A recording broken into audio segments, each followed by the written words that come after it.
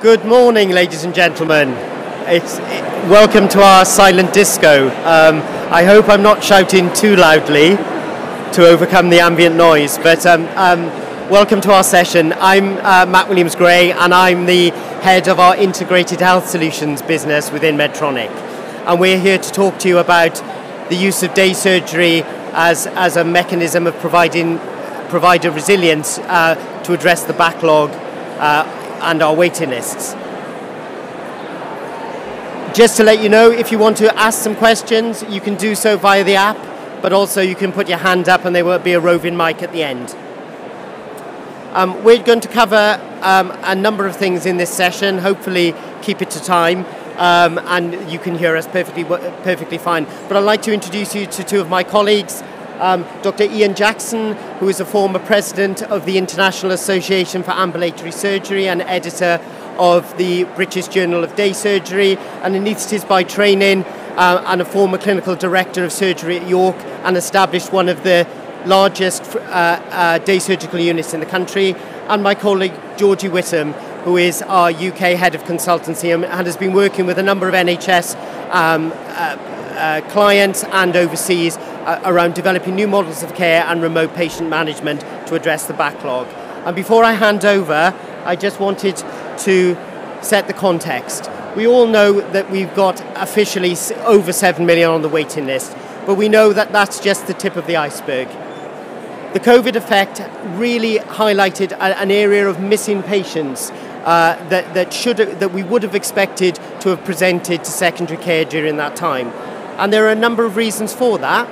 Obviously the COVID shutdown, but also voluntary delay because of safety concerns, but also increasingly access to secondary care, and in some areas of the country a difficulty in accessing primary care for referral. And when you bring that all together, this is quite a worrying equation. We had the pre-COVID waiting list, which we knew were already rather large. We've got that cohort of missing patients, but also we've got the post-COVID demand. And that creates a really large post-COVID waiting list. But there are a number of questions that are still unanswered within that. How many of those missing patients will return and how quickly? How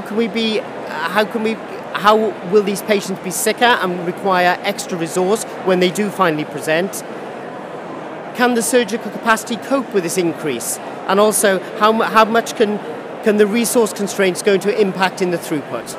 So we developed with the IAAS our Day Case by Default program, which Georgie and Ian will take you through now.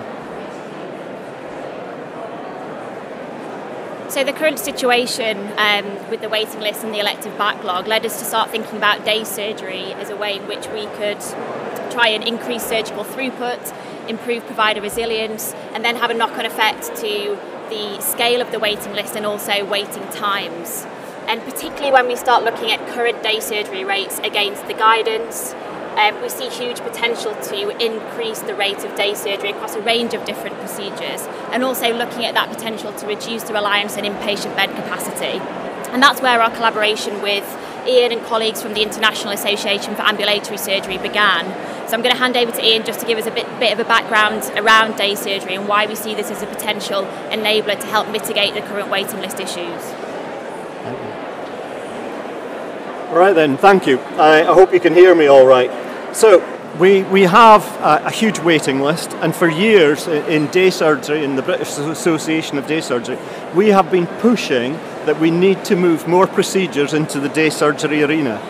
This becomes even more important when we're facing the current capacity constraints. With COVID beds, carve out of our inpatient bed population, infection control measures, staff sickness or staff isolating, there is huge pressure on our surgical system. But what we've been pushing for is for us to protect the day surgery pathway. This does not involve beds, it involves trolley spaces within your day surgery facilities. So why aren't we maximising the use of our day surgery facilities and increasing the number of procedures being done, and looking at introducing new day surgery procedures in our units? We've been pushing this for, sorry, I've gone the wrong one.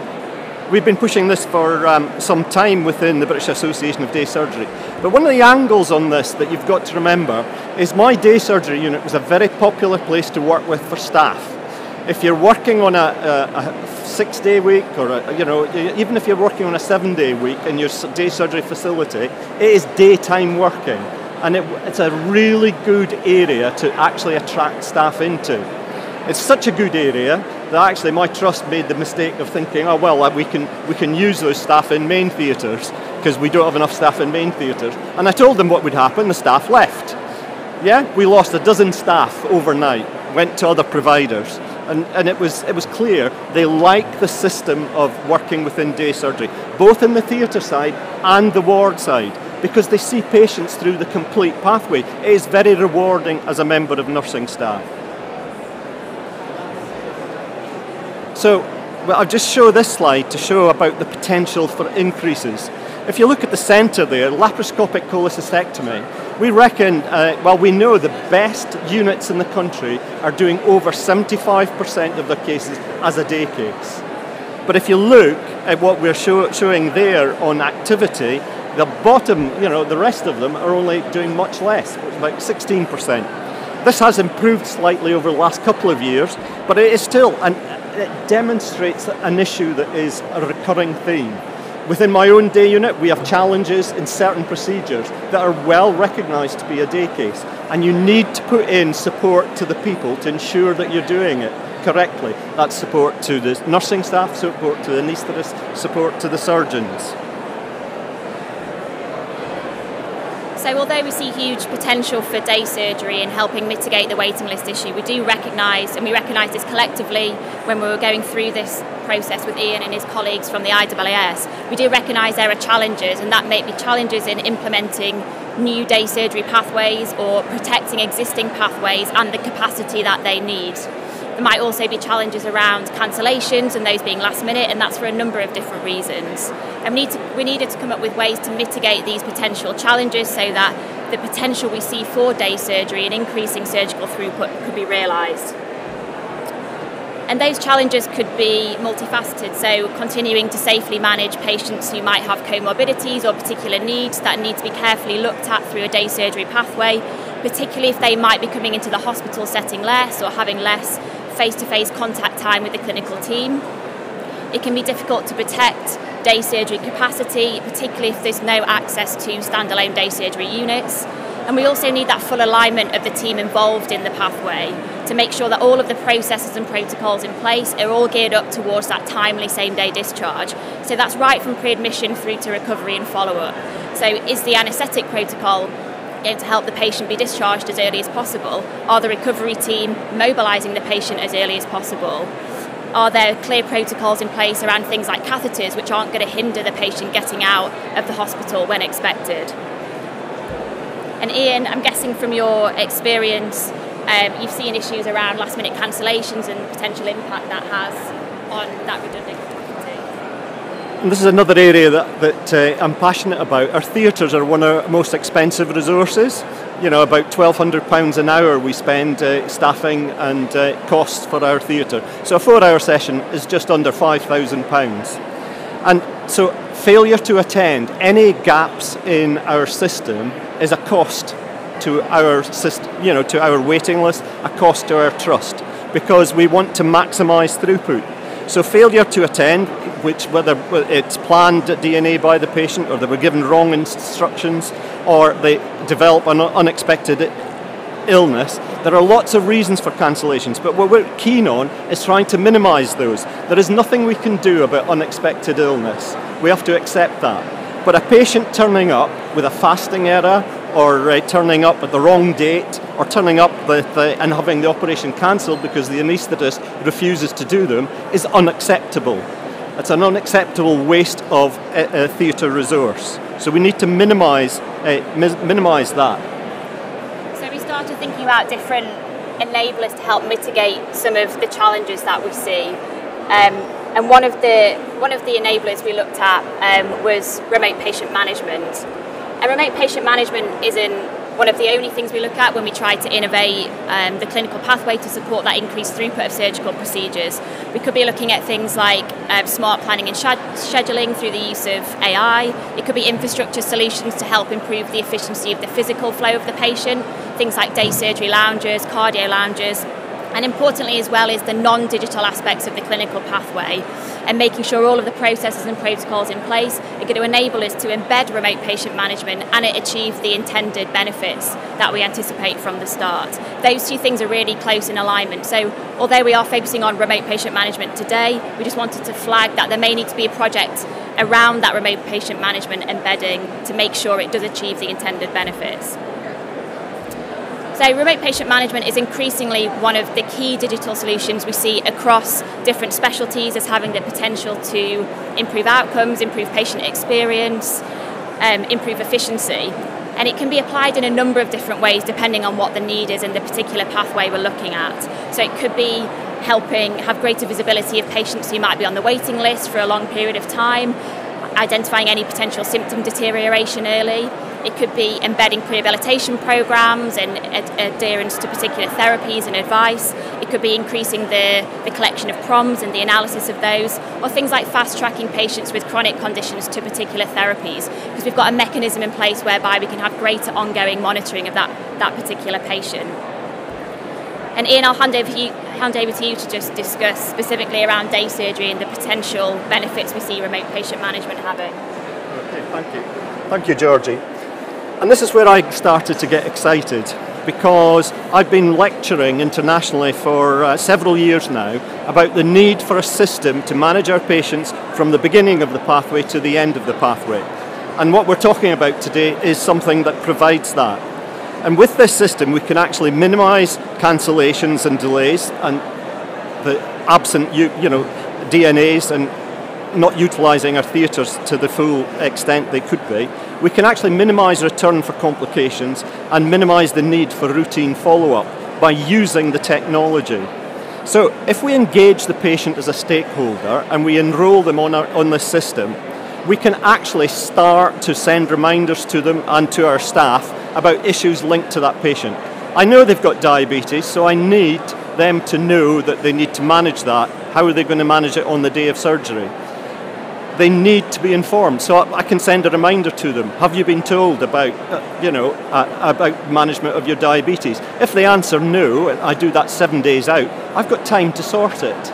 I can actually put things, and we can automate things like this. The need to return for complications, we know if we follow our patients up and we allow them to communicate with us two ways, and I'll show you evidence of this, we can reduce the complications for our patients and improve their recovery. And the other thing is about no need to return for follow-up. Increasingly, we are not seeing our patients for follow-up after routine surgery. The issue I have with that is we need some outcome measures that we can actually know that our patients have had good recovery. And so actually using the system to actually facilitate that is another important aspect of involving the patient in their pathway. And this is just the vision from, This is just the vision from the beginning of the pathway to the end. So at the beginning, we enrol the patient on the system and we know basic details about them. We know if they're on antiplatelet drugs. We know if they're on antihypertensives that have to be stopped before they come in for the procedure. We know all these details because it's recorded into the system. As soon as you record someone's on an antiplatelet drug, the system can automatically send a reminder to the patient. Have you been told to stop your antiplatelets 3 days before you come in for your operation? And if they answer no, we can actually flag it up to the team so that we can sort it. We can support the patient with the provision of information, which Georgie, I think, will tell us a bit more about. But we can also put in checks at the end. So if we've got issues with a patient who we're not routinely following up, if we've got issues with that, then we can actually flag up red flags for patients who are in severe pain, who've got wound inflammation, who are issues that we can actually deal with either by telephone or video consultation. So the vision that Ian just spoke about is now a reality, and we're going to show you a little bit about how it works and what the system also looks like. So the digital pathway, Ian explained the vision of, is now embedded within a remote patient management solution called Get Ready. It has a patient-facing app and also a clinician patient management interface. So patients receive scheduled content through the app. They receive notifications if there's tasks that they need to complete, or if the clinical team have communicated with them with some additional ad hoc information as well. So the system has allowed us to design and embed digital pathways across a range of different specialties, and also importantly to be able to localise those pathways as well. So this has ideal application to day surgery, where on the whole we have standardised content that we want to be pulling and pushing to patients, but we also want an element of personalisation depending on what particular procedure type the patient might be having. That localisation also allows us to take account for the specifics of the day surgery context at a particular centre, and also any specifics of the clinical pathway that we might need to tweak the content for. That localisation also enables us to really make sure we work towards achieving those improved outcomes and efficiency, so supporting that earlier discharge of the patient on the same day, reducing those last minute cancellations, which mean we might end up with capacity which we can't utilise, and also facilitating that increase in surgical throughput through having a mechanism in place whereby we can discharge a patient with confidence, knowing there's a system in place in an automated way which is going to follow the patient up and also flag us to any potential issues as well. So here we've just got, don't worry about the detail for now, but we've just got a visual representation of the digital pathway. So all of the boxes on here are content which is ready for localisation. It allows us to pull and push information, standardised information to the patient pre and post their procedure, but also it allows us to have that element of personalisation. So if a patient has any specific needs, or we can account for the particular procedure type they're having, we can tweak that information and make sure the patient also gets targeted advice as well, depending on that. So the digital pathway contains patient information and advice. It contains questionnaires, tasks and reminders as well. And all of these things are scheduled around the key milestones of the patient's pathway. So that means we can pull and push information to patients at the particular point in time in the pathway where it's relevant, and also in a bite-sized way. So avoiding that issue of giving patients lots of information at the start of their pathway, which we might expect them to remember later on.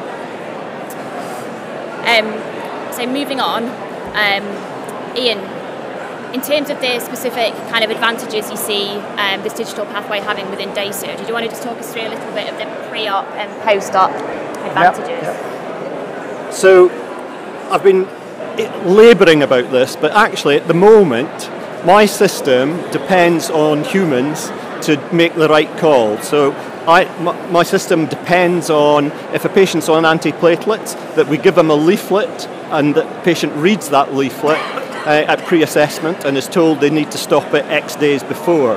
They're antihypertensives. They get a leaflet. They are told at pre-assessment they need to stop them X days before. And it's a huge dumping of information to the patient.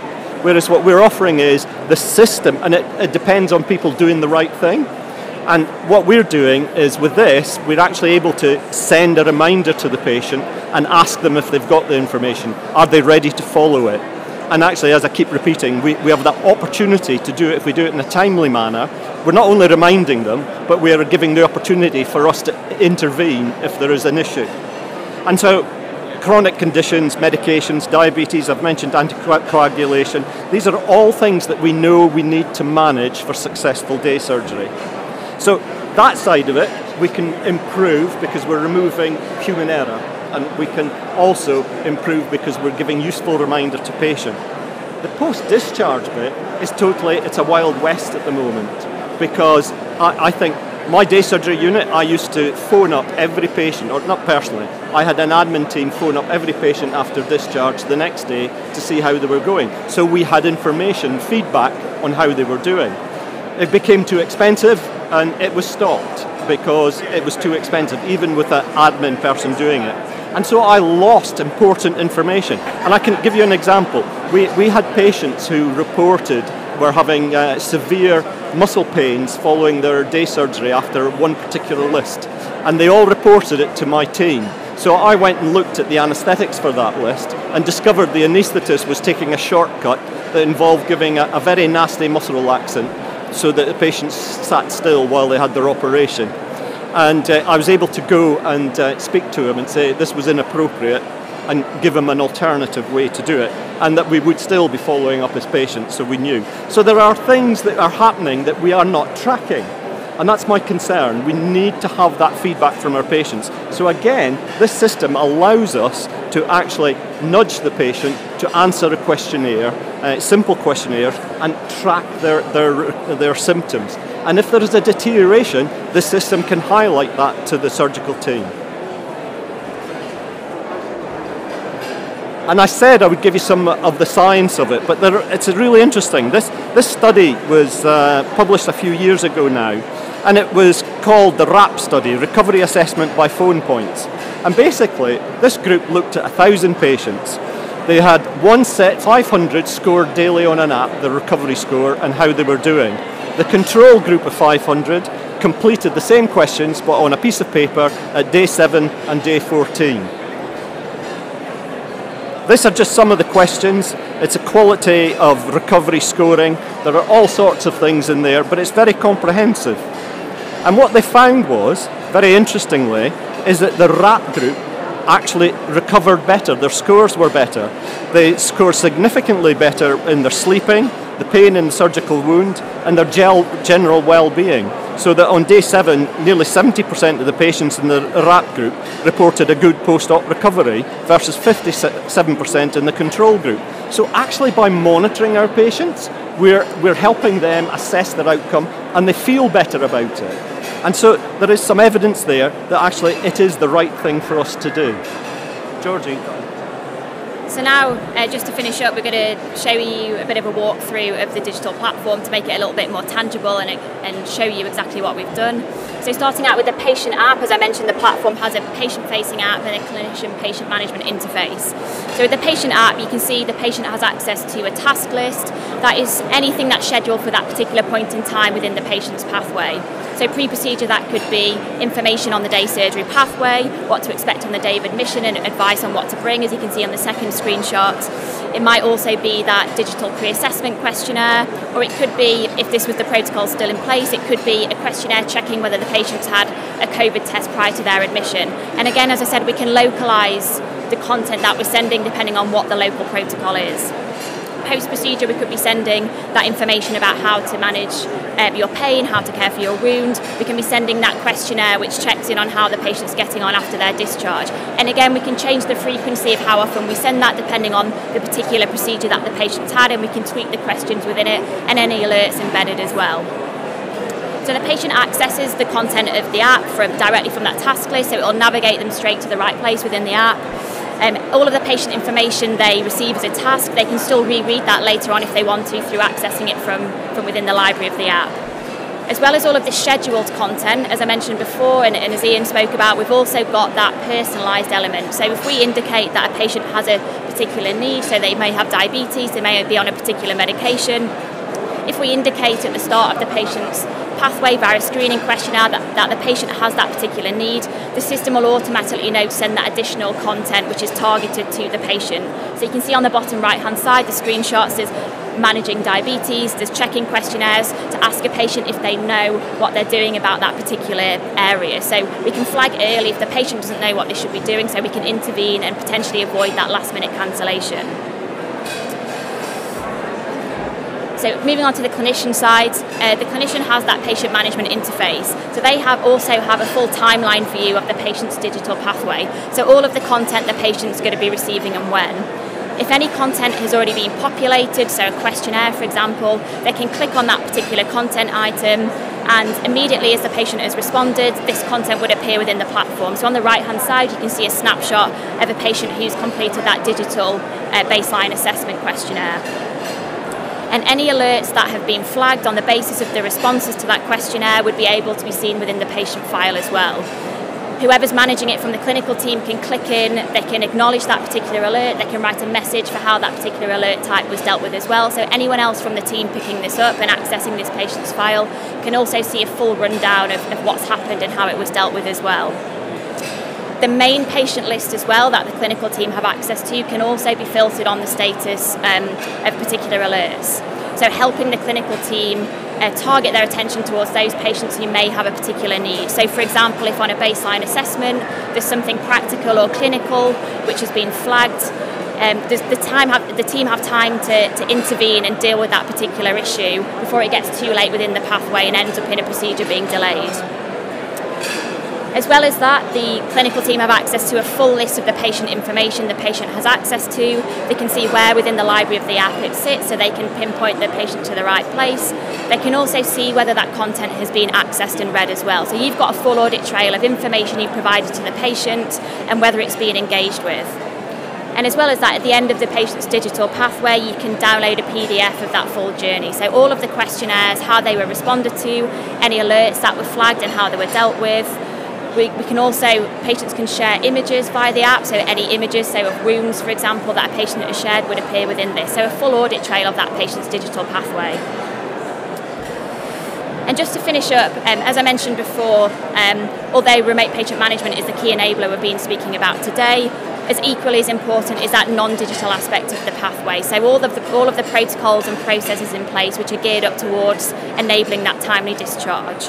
So that could be patient selection criteria, it could be roles and responsibilities of the team throughout the pathway, it could be the anaesthetic protocol, the recovery protocol. So that's of equal importance. And that's why we've created a wraparound programme for day surgery which is modular and includes both those digital elements like Get Ready and what we've just spoken about, but it also includes the non-digital elements. So that could be a model of care development and all of those protocols I just mentioned, and also things like infrastructure solutions if that was something that was needed, so a day surgery lounge for example, or creating additional day surgery capacity. So we've just got a short video now which gives you an overview of the programme itself, day surgery by default, and then we'll have time for some questions I think at the end hopefully.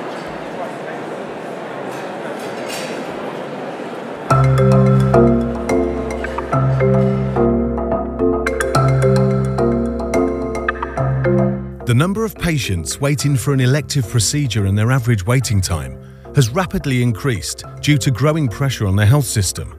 This can significantly increase the risk of patients deteriorating before their procedure and have a knock-on effect on their outcomes.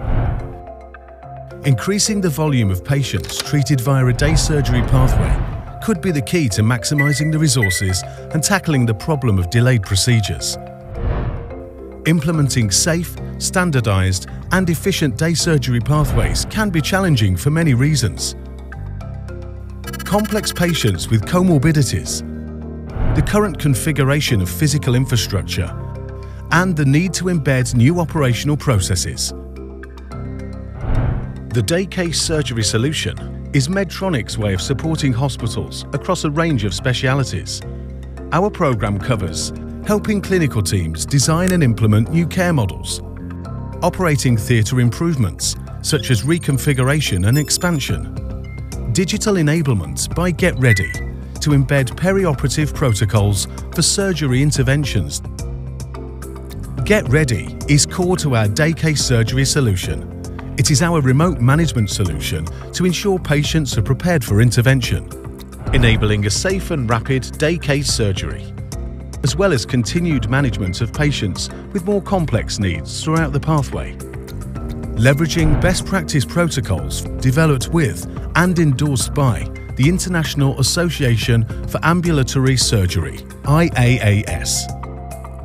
We work with you to customize your pathway. So how does it work?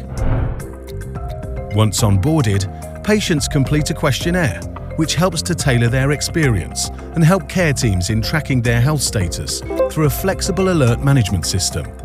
Throughout the preparation, the patient can access educational resources which provides key information required by the clinical team. Prompts and reminders then help to ensure the patient is prepared. Following the procedure and discharge, patients are provided with advice on the recovery process and any cautionary measures to consider.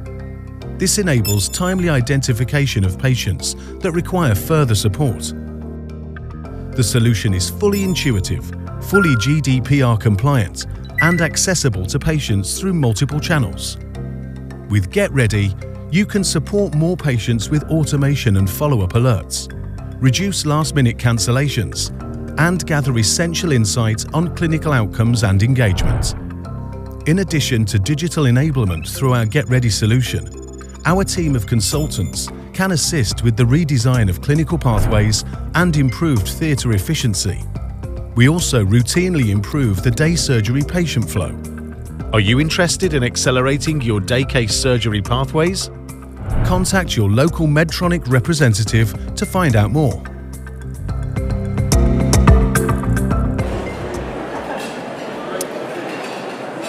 Thank you very much. Thank you, Ian. Thank you, Georgie. We've got some time for questions. We're up against it a little bit.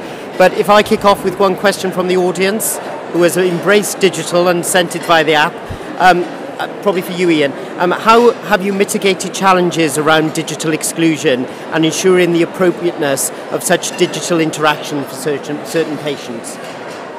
Can you hear me with this microphone? Yeah, that's all right. So you can. Okay. So the first thing is that it's inevitable there will be some people who cannot use the system. But the experience we found with telehealth in my trust is that, and I've worked quite a bit on this aspect of things, is that even elderly patients can be organised to be able to use the system, because one of the benefits for them and their relatives is less visits to the hospital. If they get them onboarded and using the system, they know. So it can be, I think the exclusion bit is definitely an issue, but I don't think it's as huge an issue as we make out in my experience. But it's part of the recruitment process. My nursing staff would know if someone couldn't use the system. And as for the interaction for certain patients, is it appropriate? I think again that's a call that we make as part of onboarding them. If we have patients who we think would not benefit from this or might be at risk from this, whether that be safeguarding or some other issue, then we can elect to not put them on the system. So we have control over it. Thank you very much. Is there any other question? Oh, question at the back there. Can't hear. Can you hear me now? Great. This is weird, isn't it? But thank you. Great presentation. So given one of your drivers was the waiting lists and a major issue is lack of workforce, how have you embedded clinical training for all groups in your pathway? I don't need to go there. That's a constant challenge. You can hear me there. I think there's several things on this, but within a day surgery facility, if you want your day surgery facility to be successful, I think the dedicated staff is one. Actually maintaining that staff interest by rotating them within your day surgery unit. I don't go for this idea of omnipotence. They've got to be able to work everywhere. But I have staff who work on the ward side and recovery. I've got staff who work on the ward side and one particular theatre. We try and give them an interest and so that we increase flexibility within the staff, but also make it as interesting as possible. And as for training, we try best I can. I've retired as clinical director. I've stood down, but I took a group of staff every year to the annual meeting of the British Association of Day Surgery, and it was so important so that they could see colleagues and meet colleagues and see what they were doing and how advanced they were, but also get new ideas about things. They would come back with new ideas of things to do, and I think it's vitally important, and we do need to invest in them.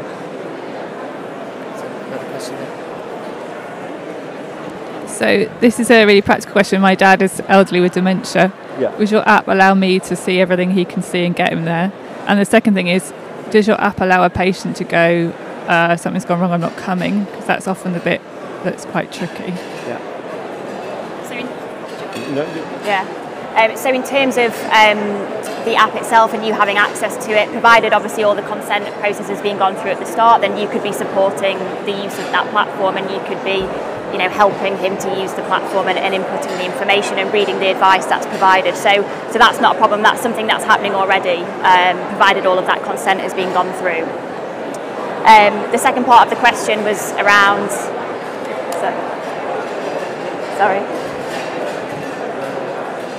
Sorry, was like I can't come. You said at the beginning one of the big things was people not turning up. Yeah, and so telling hospitals not coming is difficult.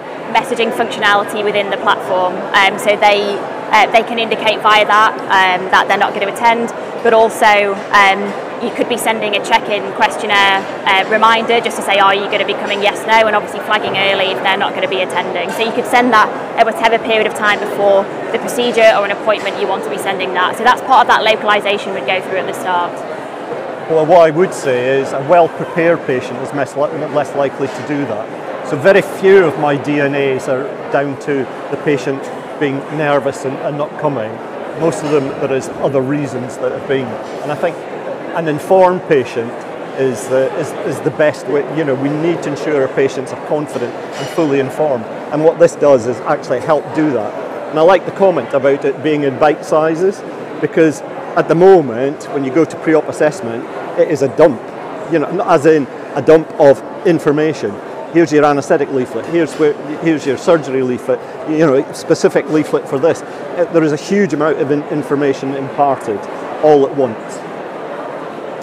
Any other questions? No? No. Thank you very much. And I think we're just at time for the next session, so thank you for your attention.